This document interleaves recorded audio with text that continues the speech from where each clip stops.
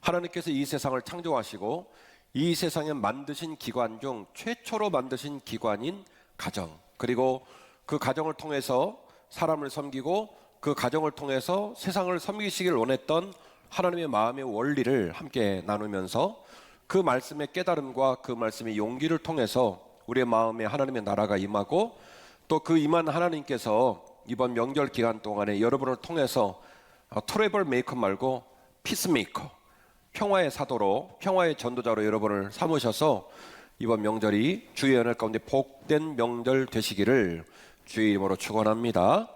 여러분 기억하십시오. 오직 예수만 살 길인 줄로 믿습니다. 오직 예수만 살 길인 줄로 믿습니다.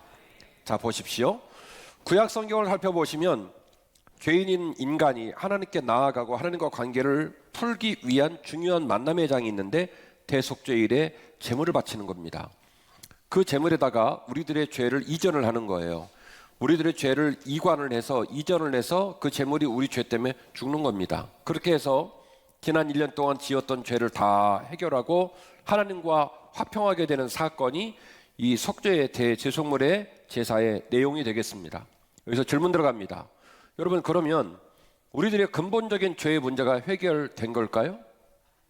예, 그렇지 않죠. 그러다 보니까 구약시대의 번제의 속죄의 제물은 사람이 목숨을 마치는 마지막 순간까지 끊임없이 반복되어야 될 제사인 거예요. 그 제물이 우리들의 죄를 위임해서 우리 죄 때문에 죽었다고 하나 우리의 근본적 죄의 성향과 근본적 죄의 문제를 풀 수 없기에 끊임없이 이루어지는 죄의 자리에서 하나님 앞에 제물을 바치고, 제물은 우리들의 죄를 넘겨받고 우리 대신 죽어가면서 죽을 때까지 제사를 해야 되는 제사의 법이 구약의 제사법이었다라고 하는 것이죠. 신약이 많이 흘러 하나님께서는 당신의 독생자 예수 그리스도를 이 땅에 보내셨고, 예수 그리스도 두말하지 않고 그 모진 십자가를 지시고 우리를 위해 대신 죽으심으로 영원한 대속죄의 제물이 되셔서 우리에게 생명의 길, 살 길을 열어주신 줄 믿습니다. 할렐루야. 이것이 복음이고 이것이 믿음 생활의 원리예요. 본문의 말씀 19절 말씀입니다. 그러므로 형제들아, 우리가 예수의 피를 힘입어 성소에 들어갈 담력을 얻었다. 성소가 어떤 장소입니까? 거룩한 장소입니다. 죄인은 못 들어갑니다. 하나님과 죄의 문제로 단절된 사람은 절대로 들어갈 수 없는 거룩한 장소를 우리가 들어가게 됩니다. 오늘도 예배하고 오늘도 기도하고 우리는 하나님의 은혜를 구합니다. 그럴 수 있는 유일한 명분과 통로는 주 예수 그리스도의 핏값입니다. 주 예수 그리스도께서 우리의 모든 죄를 위하여 우리의 모든 죄를 몸에 품으시고 우리 대신 십자가에 달려 돌아가심으로 속죄물이 되실 뿐만이 아니라 그 속죄물의 능력과 영향력은 우리 목숨이 마치는 그날까지 계속 반복되지 않아도 단 한 발의 죽으심으로 우리가 목숨을 마치는 그날까지 우리의 죄를 깨끗게 하고 우리를 주님 품에 있을 수 있는 유일한 능력과 유일한 기적을 공급하는 위대한 힘인 줄로 믿습니다. 그것이 예수의 능력이에요. 이어지는 본문입니다. 그 길은 우리를 위하여 휘장 가운데로 열어놓으신 새로운 살 길이요 휘장은 곧 그의 육체이니라. 이 문장이 얼마나 아름답게 다가오는지 몰라요. 새로운 살 길, 휘장 가운데 열어놓으신 새로운 살 길, 이 새로운 살 길을 예수 그리스도께서 우리에게 열어놓으셨습니다. 제가 드리는 말씀이 말장난인지 아니면 미처 내가 깨닫지 못한 부분을 목사님이 일깨워 주는 거나 그런지 한번 판단해 보시길 바랍니다. 이 세상은, 우리 기독교인들의 고백, 우리 기독교인들의 신앙은, 이 세상은 하나님이 창조하셨다고 믿는 겁니다. 아멘이십니까? 이 세상 천지 만물을 하나님이 창조하셨다고 믿는 겁니다. 우리가 어떤 결과물의 원인을 규추할 때 증인이 있고 증거물이 있으면 제일 좋죠. 없으면 소위 말하는 유추 기법이라는 걸 씁니다. 증거물이 없기 때문에, 증인이 없기 때문에 결국 논리적이고 과학적인 원리를 따라 유추하여 그 존재물이 출발을 했는지 증명하는 방식도 있겠죠. 하나님이 만들어 놓은 천지 만물을 살펴보고 또 살펴보고 또 살펴보면 둘 중에 하나로 결판이 나죠. 우연에 의하여, 끊임없는 우연에 의하여 이 지구와 이 우주가 만들어졌다는 진화론의 입장과, 아니다, 어떤 창조주가 계셔서 창조주의 의도와 창조주의 원리를 가지고 이 우주와 삼라만상, 이 지구와 생명체가 존재한다. 하나님께서 이 세상을 창조하시고 지금도 우리를 이끌어 가신다고 믿는 것이 기독교 신앙입니다. 그러면 제가 뜬금없이 이 얘기를 왜 하느냐?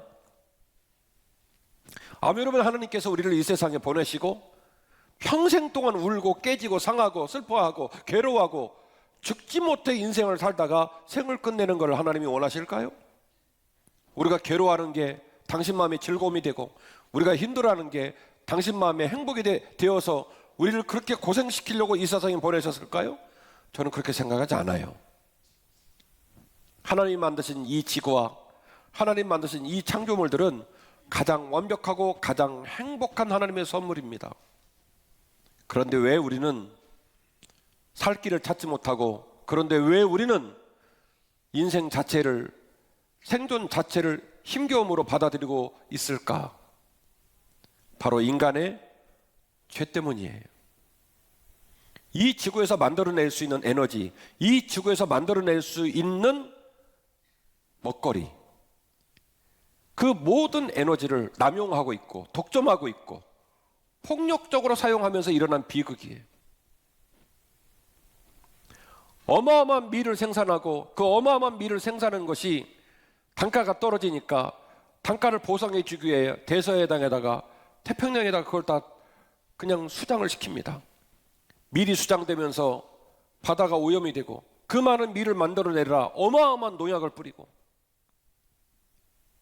한쪽에서는 버리면서 배불러 죽고 한쪽에서는 굶어서 죽고, 지금도 너무나 많은 자원을 오남용하고 있고 너무나 많은 먹거리를 오남용하고 있고, 그렇게 넘치도록 채취를 하고 넘치도록 소비를 하면서도 배고파 굶어 죽는 사람이 그렇게 많으니 하나님이 이 세상을 그렇게 만들어 놓으셨냔 말이에요. 하나님 만드신 하늘, 하나님 만드신 땅, 하나님 만드신 바다와 강, 얼마나 아름답고 얼마나 풍요롭고 얼마나 생명력이 가득 찬 완전한 하나님의 선물입니까? 인간은 남용하고 오용하고 독점하고 폭력적으로 소유하여 우리 모두 인간의 삶 자체를 슬프고 힘들게 만들어 놨어. 하나님께서는 세상을 만드시고 가정을 만드시고 그 가정의 아빠와 그 가정의 엄마와 그 가정의 딸과 아들을 통해서 범죄함으로 말미암아 죽을 수밖에 없었던, 그래서 그 죽음을 향해 늙어가는 어머니와 아버지, 그 어머니와 아버지가 가장 강건할 때 자녀들을 잘 길러내게 하시고, 그 어머니와 아버지가 늙어갈 때 그 늙어가는 어머니와 아버지의 눈물을 자식이 헤아리게 하시고, 그래서 앞서거니 뒤서거니 살아가면서 살 수 있도록 만들어 놓으셨단 말이에요. 그리고 그 가정과 가정들이 만나서 서로를 이해하고 격려하도록 만들어 놓으셨단 말이에요. 이것이 바로 하나님의 창조의 원리였습니다. 제가 여러분에게 말씀드렸던 건 우리 개인의 생각, 마음, 사는 방식, 그리고 우리가 만들어 놓은 인류의 정치와 문화와 경제, 이 모든 것들이 온전치 않다는 얘기를 제가 한 거예요. 그래서 이 온전치 않은 삶의 자리에서 우리가 행복을 꿈꾸고 우리가 살 길로 걸어갈 수 있는 길은 오직 예수 그리스도밖에 없다, 이 얘기를 말씀을 드리는 겁니다. 구약시대의 제물은 우리의 잠깐의 죄를 위하여 우리의 죄를 위임받아 죽을 뿐이지, 그 속죄의 제물이 우리들의 죄의 문제와 우리들의 삶을 해결할 수 있는 능력을 갖고 있지는 않습니다. 그러나 예수의 피는 우리에게 구원을 선물로 줬을 뿐만 아니라 지금도 그 피가 우리 마음에 흘러내려가 우리의 생각과 우리의 뜻과 우리의 삶의 방향성들을 치료하는 능력의 피인 줄 믿고 선포합니다. 오직 예수만이 살 길이다. 오직 예수만이 살 길이다. 예수님의 마음과 예수님의 생명이 오늘 말씀을 듣는 여러분들의 감정을 치료하시고 여러분의 머리의 의지를 치료하시고, 그래서 세상과 저항하고 악과 저항하고 생명의 길을 걸을 수 있는 용기를 공급받는 소중한 시간이 되시기를 주의 이름으로 축원합니다. 휘장을 넘어 새로운 살 길을 예수 그리스도께서 우리에게 열어놓으셨기 때문입니다. 이 예수의 생명, 이 예수의 능력으로 우리의 마음에 평강이 임하고 우리 가정에 평강이 임하고 우리 때문에 어둠으로 가득한 이 세상에 빛이 비치고 어둠으로 가득한 이 세상에 길이 보여지는 역사가 일어나시기를 주의 이름으로 축원합니다.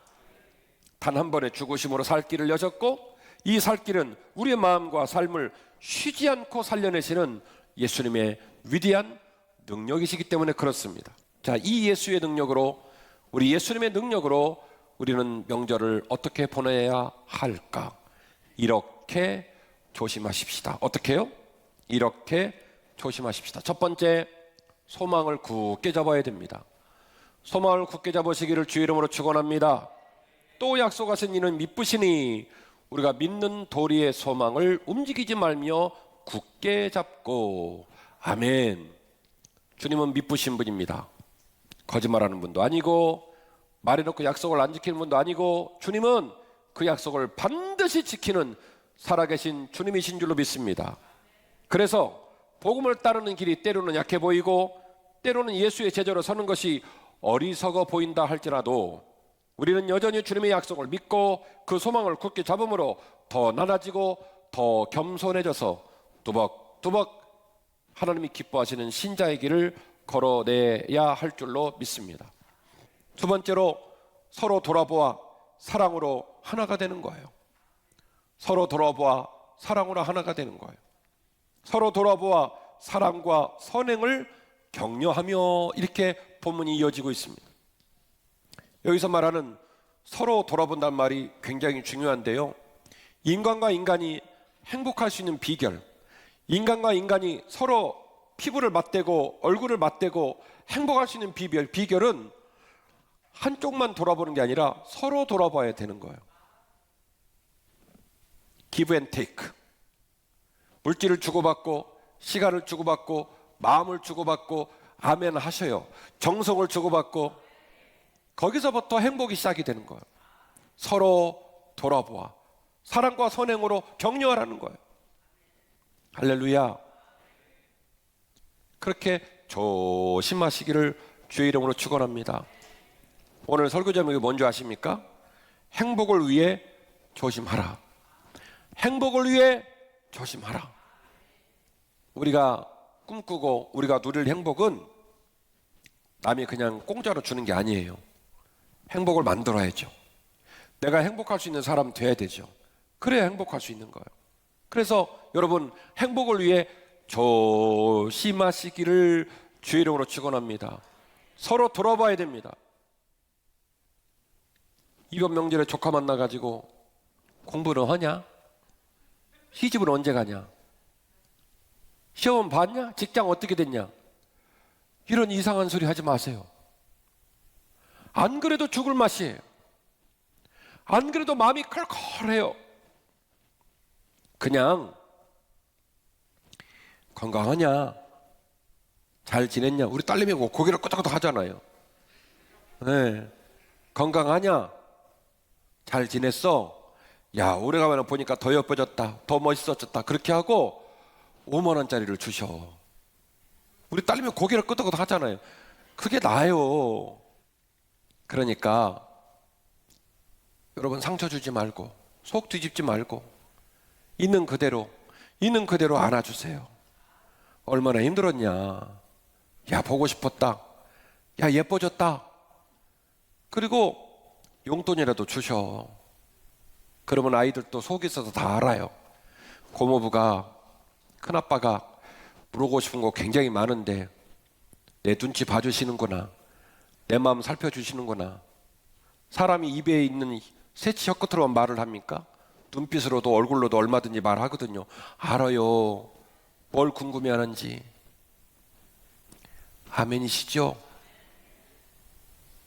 여러분, 의사 선생님들이 지금 통계를 냈는데 전 세계 민족 중에 70% 이상이 집단 우울증에 빠져 있다는 거예요. 사람도 해를 봐야 되거든요. 농구를 하든 축구를 하든 산에 올라가든 마실을 가든.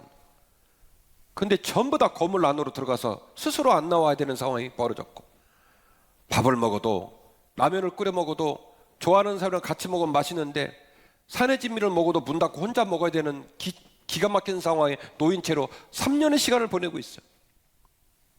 다들 아파요. 다들 힘들어요. 그러니까 제발 눈을 이쁘게 뜨시고 말도 이쁘게 하고 속 좀 뒤집지 마세요. 알았죠? 가셔서 덕담 나누시고 격려해 주시기를 바랍니다. 어머니 아버지들이 신경이 예민할 수 있어요. 그러면 여러분이 훨씬 더 말 잘하고 똑똑하니까 어머니 아버지보다 한 3배 4배 말 많이 해서 그냥 아무 말도 못하게 하고 그러지 마시고, 어머니 그러셨군요, 아버지 그러셨군요 하고 좀 들어주셔. 그러면 부모님도 알아요. 아휴, 저놈이 나한테 얼마든지 더 말할 수 있는데 참는구나. 그렇게 한다고 키 줄어들지 않아요. 그러니까 그렇게 좀 해주셔. 남자들도 아내들 좀 살피고 아내들도 남편들 살피고, 그러면 하나님이 그런 아름다운 우리 마음을 살피셔서 나 있는 자리를 복된 자리 만들어 주시는 줄로 믿습니다. 서로 돌아보아 사랑과 선행으로 격려하라.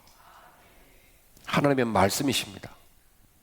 이번 명절 기간 동안에 서로 돌아보시고 사랑과 선행으로 격려하시기를 주의 이름으로 축원합니다. 갈라디아서 6장 9절입니다. 우리가 선을 행하되 낙심하지 말지니 포기하지 아니하면 때가 이름에 거두리라. 그러므로 우리는 기회 있는 대로 모든 이에게 착한 일을 하되 더욱 믿음의 가정들에게 할지니라. 할렐루야. 선을 행하되 낙심하지 말거라. 포기하지 말거라. 때가 이름에 아름답게 열매를 맺기 때문이고 때가 이름에 이루는 역사가 있기 때문에 낙심할 이유가 없다. 아멘이시죠? 세 번째, 습관과 풍조에 빠지면 안 됩니다. 25절이죠. 모이기를 패하는 어떤 사람들의 습관과 같이 하지 말고 오직 권하여 그날의 가까움을 볼수록 더욱 그리하자. 아멘. 히브리서는요, 로마에 흩어져 있는 작은 교회들을 위해 쓴 메시지예요. 그리고 이미 기독교가 다 전파되어지고 그 기독교를 지켜나가는 과정에 좀 지치고 고단한 사람들에게 준 메시지예요. 히브리 기자는 말합니다. 모이기를 패하는 어떤 이들의 습관과 같이 하지 마라. 여러분, 악한 사탄마귀 역사는 우리를 지배하고 우리에게 계속 악한 길을 걷게 하는 에너지를 주고 있기 때문에 그 악한 에너지는 관성이라는 게 있어요. 관성. 우리가 예배를 듣고 오늘 말씀을 듣고 은혜를 받고 저문을 나가면 그 관성이 바로 여러분을 압박해요. 하던 대로 하라는 거예요. 그 관성. 그래서 오늘 본문의 말씀은 그 관성을 무슨 말로 표현했냐면 습관이란 말로 표현을 했어요. 하던 행동, 계속 반복되던 행동이 움직인다는 거예요. 말하는 태도, 마음가짐, 시간, 마음 씀씀이, 이 모든 게 관성이 있단 말이에요. 악한 사탄마귀 역사는, 악한 영의 역사는 반드시 그 악한 영의 역사에 관성적 힘이 있어요. 의뢰껏 해왔던 대로 우리를 질질질 끌고 갑니다. 우리가 은혜를 받고 삶을 새롭게 살겠다고 결심을 하는 의미는 뭐냐? 그 관성의 흐름 가운데 저항하는 거예요. 나는 앞으로 그렇게 안 살 거야. 나는 앞으로 그렇게 말을 안 할 거야 라고 저항하는 거예요. 그런 여러분의 몸부림을 주께서 기쁘게 여기실 줄로 믿습니다. 반복되는 악의 힘, 습관과 관성과 무책임한 삶의 태도에 우리가 문제의식을 갖고 저항하고 바로잡으려고 노력을 해야만이 악한 역사를 이길 수가 있는 것이지, 은혜 받고 고개를 끄덕끄덕 했다 해요 되는 문제가 아니라는 거예요. 오늘 설교 제목은 행복을 위해 조심하라는 제목이었습니다. 어떻게 조심해야 될까? 소망을 굳게 잡아야 된다. 어떻게 조심해야 될까? 사랑과 선행으로 서로를 격려해야 된다. 어떻게 조심해야 될까? 우리의 삶의 습관과 풍조를 거절하고 저항하고 바로잡아야 한다는 거예요. 거기에 빠지면 안 된다는 거예요. 목사님과 함께 지난 1년 열심히 살면서 그냥 실컷 못 마셨으니까 명절도 됐고 우리 한번 먹고 죽자, 그런 습관에 빠지면 안 된다는 거예요. 술 먹으면 지옥 아랫목에 가냐? 아니죠. 근데 지옥 아랫목에 갈 가능성이 매우 높아요. 그렇게 잡수고 싶으면 건너방 가서 문 잠그고 혼자 드셔. 여러분이 명색이 한빛교회 성도인데, 장로요, 목사요, 권사요, 집사인데, 우리 인생의 벗돌은 지금도 너무너무 공허한 가운데 있는 거예요. 어디서 희망이 열릴까? 어디서 새 길이 열릴까? 저 예수 믿는 우리 친척은 하나님이 살아계시다는데 혹시 그 사람은 새 길을 알고 있지 않을까? 혹시 그 사람 마음에는 소망이 있지 않을까? 근데 그냥 밤새 술을 풀면 되겠어요? 세트 메뉴로 또 고스톱 치고 갖고 또 고스톱 또 잃어갖고 열받아서 멱살 잡고 그러면 그 명절 끝나는 거예요. 부탁드립니다. 여러분의 삶의 자리를 곰곰이 살펴보시고 그렇게 안 살려고 몸부림치는 저항이 이번 명절에 꼭 있으시기를 주의 이름으로 축원합니다. 결론입니다. 주의하고 조심하여 행복의 마중물이 되어 주십시오. 주의하고 조심하여 행복의 마중물이 되어 주십시오. 그 어떤 때보다도 힘이 들고 어려운 시기에 맞이하는 명절입니다. 그러므로 조심해야 합니다. 어떤 명분으로도 상처를 주지 마십시오. 사랑해서 한 말이다. 사랑하면 말을 하지 마세요. 사랑해서 매질을 하고 사랑해서 상처를 주고 그래서 나는 떳떳하다, 그런 이상한 소리 하지 마세요. 사랑하면 상처 주지 마요. 사랑하면 말을 참아주십시오. 시기와 상황이 그럴 때가 아닙니다. 시기와 상황이 다들 전쟁터에서 비를 맞고 피 흘리다 온 사람들입니다. 안아줘도 부족해요. 격려해도 부족해요. 그렇게 사랑만 해주시기를 부탁을 드립니다. 우리 사랑하는 아버지와 어머니 여러분, 여러분 자녀들 마음에 쏙 안 들 수 있지만 그러나 걔네들은 걔네들대로 그렇게 열심히 살다가 어머니 품에 있는 거고 아버지 품에 있는 거예요. 그러니까 제발 이번 명절 때만큼이라도 속 뒤집지 마세요. 그래서 짧은 명절인데 부모님 마음 헤아리고 자식들 마음 헤아리고 좀 잘해줍시다. 왜냐하면 코비드19로 전 세계 모든 민족이 너무너무 힘들어하면서 명절을 맞이한 거예요. 그러니까 전쟁 치르다 왔으니까 잘했다 격려해주고 보듬어주고 사랑해주고 그래도 부족해요. 그럴만해요. 그렇게 격려해 주시기를 부탁의 말씀을 드립니다. 남을 선대하고 불쌍히 여기시기를 바라십시오. 그리고 우리 모두가 죄인이라는 걸 잊으면 안 돼요. 그래서 그 죄와 저항하여 다른 마음을 써주는 거예요. 마음을 어떻게 쓸 거냐, 내가 마음을 어떻게 먹을 거냐, 거기서 천국과 지옥이 판가름이 나는 거예요. 동의하시죠? 이왕이면 예쁘게, 이왕이면 따뜻하게, 이왕이면 반듯하게 명절 잘 보내시고 상처받은 사람들, 힘든 사람들, 여러분 때문에 위로를 받고 여러분 때문에 희망을 보는 소중한 명절 되시기를 주의 이름으로 축원합니다.